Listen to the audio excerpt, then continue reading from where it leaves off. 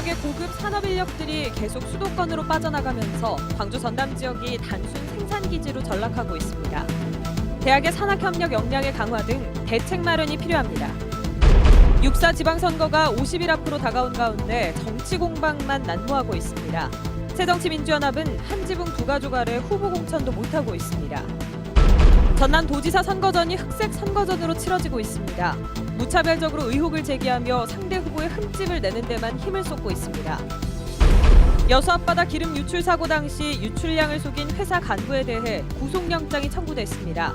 경찰 조사 결과 조직적으로 관련 자료를 조작한 것으로 드러났습니다.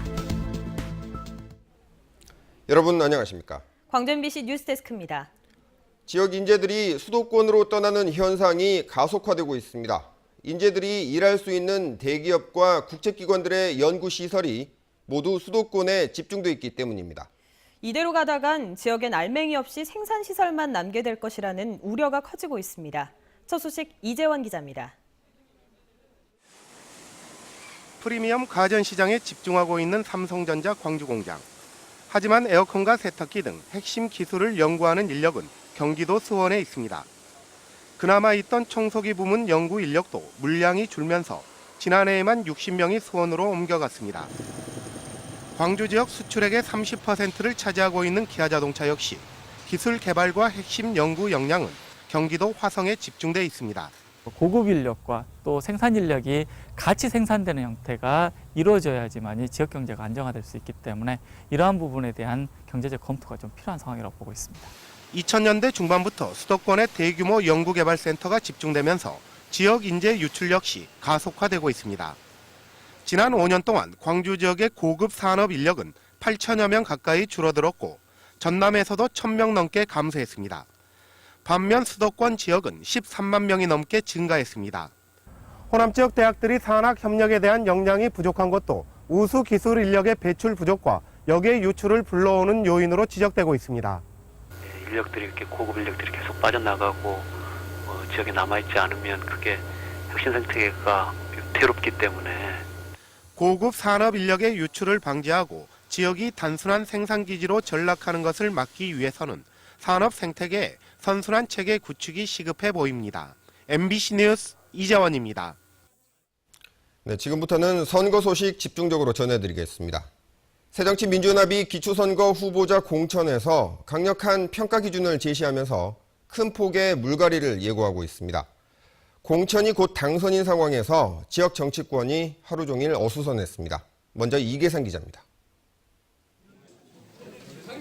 새정치민주연합 광주시당 사무실 앞에서 일부 당원들이 피켓을 들고 목소리를 높입니다.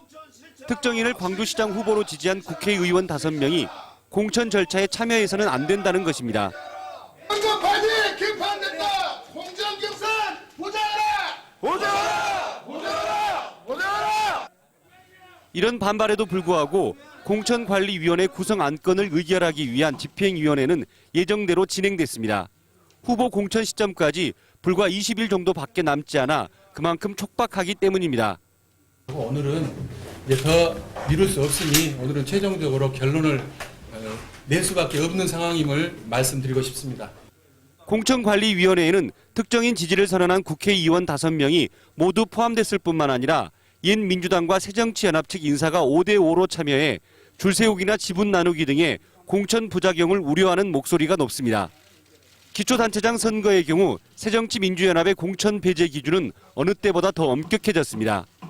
후보자 자격심사위원회는 5대 강력범죄나 성범죄, 음주뺑소니 등으로 일정 기준 이상의 처벌을 받은 경우에는 공천할 수 없도록 방침을 정했습니다. 국민의 공복으로서 역할을 하려고 한다면 엄격한 도덕성을 가져야 된다고 보는 거죠. 새정치민주연합이 기초선거 무공천에서 공천으로 선회한 이후 관련 절차를 서두르고 있는 가운데 두 세력이 불협화음 없이 참 일꾼을 선발할 수 있을지 주목됩니다. MBC 뉴스 이계상입니다. 지방선거는 이제 50일밖에 채 남지 않았는데 광주시장 선거 판도는 여전히 안개 속입니다. 특히 한 지붕 두 가족이 모여 사는 새정치민주연합은 후보조차 정하지 못하고 있습니다. 새정치는 온데간데 없고 유권자만 혼란스럽습니다. 계속해서 윤근수 기자입니다. 국회의원 국회의원들의 윤장현 지지 선언 후폭풍은 쉽게 사그라들지 않았습니다. 강훈태, 이용섭 두 후보 지지자들의 반발은 계속됐고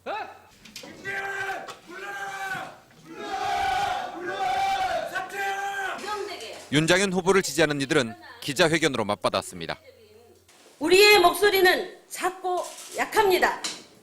하지만 윤장현 후보는 이런 우리의 목소리까지 들어줄 수 있는 분이라 생각되어 본선에서 만날 것으로 예상됐던 후보들이 민주당과 새정치연합의 통합으로 한 지붕 안에서 경쟁하면서 빚어진 일입니다. 2월까지만 해도 상황은 달랐습니다. 정치를 바꾸고 나라를 바꾸는 새로운 꿈의 실현에 광주가 앞장서 주십시오. 하지만 당당한 승부와 의미 있는 선택을 기대했던 유권자들의 바람은 정권 교체라는 더 큰 명분 앞에 양보를 강요받았습니다. 여기에 통합의 지렛대였던 기초선거 무공천도 후퇴. 남은 건 양세력 간의 5대5 합의 정신입니다.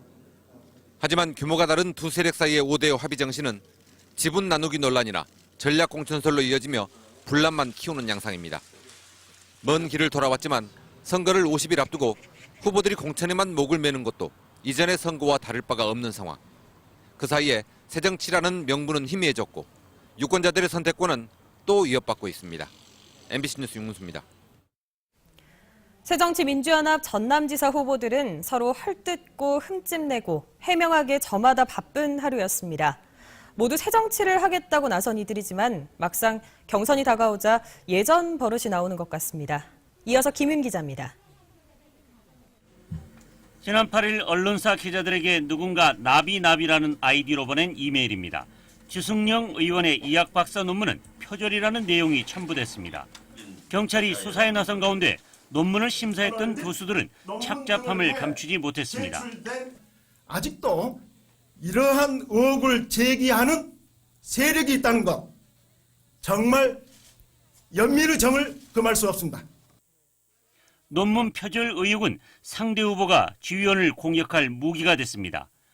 이 와중에 이낙연 의원은 경선 여론조사에 대비해 전화를 받아달라는 문자 메시지를 주승용 의원 측이 대량으로 발송했다며 또 다른 의혹을 제기했고, 주승용 의원과 이석형 예비후보는 이낙연 의원 지역구인 영광과 한평 등지에서 거액의 당비가 대납됐다는 의혹을 내세워 이 의원을 몰아세우고 있습니다.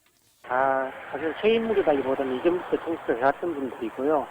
그런 면에서 새 정치라는 것이 과연 어떤 정책을 바꾸는 내용도 있지만 사람을 이제 바꾸는 이게 중요한 과정인 것 같고요. 피야 구분 없는 의혹 제기와 이어지는 해명, 경쟁적으로 쏟아냈던 새정치 약속은 온데간데 없이 새정치민주연합 전남지사 경선은 흑색 선전이 난무하는 옛날 방식의 싸움터가 됐습니다. MBC 뉴스 김윤입니다. 이무리한 행진곡이 5.18 기념곡으로 지정되지 않을 것으로 보입니다. 박승춘 국가보훈처장은 국회 정무위 전체회의에 출석해 다른 국가기념일에도 기념곡이 따로 지정돼 있지 않다며 형평성 차원에서 이무리한 행진곡을 5.18 기념곡으로 지정하는 것에 어려움이 있다고 밝혔습니다. 또 이무리한 행진곡을 재창이 아니라 정부 관례대로 합창단이 합창하고 원하는 사람은 따라 부르는 방안을 우선 검토하고 있다고 덧붙였습니다. 이에 대해 광주시는 5.18 역사를 왜곡하는 발언이라며 이무리한 행진곡을 즉각 공식 기념곡으로 지정할 것을 촉구했습니다. 여수 기름 유출 사고 당시 유출량을 속이고 기록을 조작한 혐의로 GS 칼텍스 공장장에 대해 검찰이 구속영장을 청구했습니다. 유출량이 축소되다 보니 방제는 실패할 수밖에 없었겠죠. 박민주 기자입니다. 검찰은 GS 칼텍스가 사고 당일 최소 30만 리터의 기름이 유출된 것을 알면서도 대책 회의 등을 통해 이를 은폐했다고 밝혔습니다. 이는 GS 칼텍스가 사고 초기 밝힌 유출량 800리터의 370배가 넘는 양입니다. 또한 폭발 위험성이 큰 나프타가 유출된 사실을 아예 숨겼고 이후 유출량 파악을 위한 해경의 수사에도 조직적으로 관련 자료를 조작한 것으로 드러났습니다. 유출량 조작은 방제 실패로 이어졌습니다. 검찰은 사고 초기 유출량이 축소 은폐돼 유출 규모에 맞는 방제 작업이 이루어지지 못했다고 설명했습니다. 검찰 수사 과정에서 GS 칼텍스 관계자들은 상부의 문책이 두려워서 이런 일을 벌였으며 방제 작업을 방해할 생각은 없었다고 진술한 것으로 전해졌습니다. 검찰은 증거인멸의 우려가 크다며 GS칼텍스 여수공장 생산 1공장장에 대해 해양환경관리법 등의 혐의로 구속영장을 청구했습니다. 검찰은 그러나 구속영장이 기각됐던 원유 저유팀장에 대해서는 법원의 기각 사유 가운데 사고를 책임질 위치에 있지 않다는 판단이 있었다며 영장 재청구 계획이 없다고 밝혔습니다. MBC 뉴스 박민주입니다. 광주시 교육청과 전라남도 교육청이 공약 이행 평가에서 높은 점수를 받았습니다. 한국 매니페스토 실천본부에 따르면 16개 시도 교육청을 대상으로 공약 이행 평가를 실시한 결과 광주시 교육청은 5개 평가지표 가운데 목표 달성과 주민 소통 등 3개 항목에서 최고 등급을 받았습니다. 전라남도 교육청은 5개 평가지표 가운데 목표 달성과 인터넷을 활용한 소통 분야에서 최고 등급을 얻었습니다. 광주 경실련은 세계 수영대회 선수촌을 5개 구에 분산해 건립하겠다고 밝힌 강훈태 광주시장을 공직선거법 위반 혐의로 선관위에 고발했다고 밝혔습니다. 경실련은 선수촌 정책의 경우 지방선거를 앞두고 잠재적 유권자를 노린 정책이라며 시기와 내용에서 공정선거에 위반된다고 지적했습니다. 이에 대해 광주시는 경실련이 다른 후보들의 공약 발표는 문제 삼지 않으면서 현직 단체장의 정당한 정책 발표만을 문제 삼는 건 납득하기 어렵다고 밝혔습니다. 경찰이 공개 수배된 곡성 실종 여성 살인 사건 용의자 김용만 씨의 뒤를 쫓고 있지만 여전히 행적을 파악하지 못하고 있습니다. 어제 오후 김 씨를 공개 수배한 경찰은 지금까지 김 씨를 보았다는 신고가 8건 접수됐지만 확인 결과 모두 오인 신고였다고 밝혔습니다. 지난 11일 광주 동부경찰서에서 조사를 받고 귀가한 김 씨는 서구 화정동 자신의 부모 집에 차를 두고 남구 백운동으로 이동한 뒤 다음 날 낮부터 행적이 묘연한 상태입니다. 6.4 지방선거를 앞두고 광주시 의원들이 잇따라 의원직을 사퇴했습니다. 조호건 광주시의회 의장과 이춘문, 송경종 의원이 각각 광주 지역 구청장 선거에 출마하기 위해 시의원직을 사퇴했습니다. 서정성 의원도 새정치민주연합 안철수 공동대표의 국회 보좌관으로 등록하기 위해 사직했습니다. 광주시의원 26명 가운데 7명이 지방선거를 앞두고 의원직에서 물러났습니다. 정종회 보성군수가 3선 도전을 선언하며 예비후보로 등록했습니다. 정종회 보성군수는 출마 기자회견에서 민선 5기 보성군수로서 비탄푼 없는 건실한 재정 운영을 실현했다며 농축어민의 소득 향상, 천억 관광 수익 달성, 잘 사는 1등 보성을 실현하기 위해 검증된 군수를 지지해달라고 호소했습니다.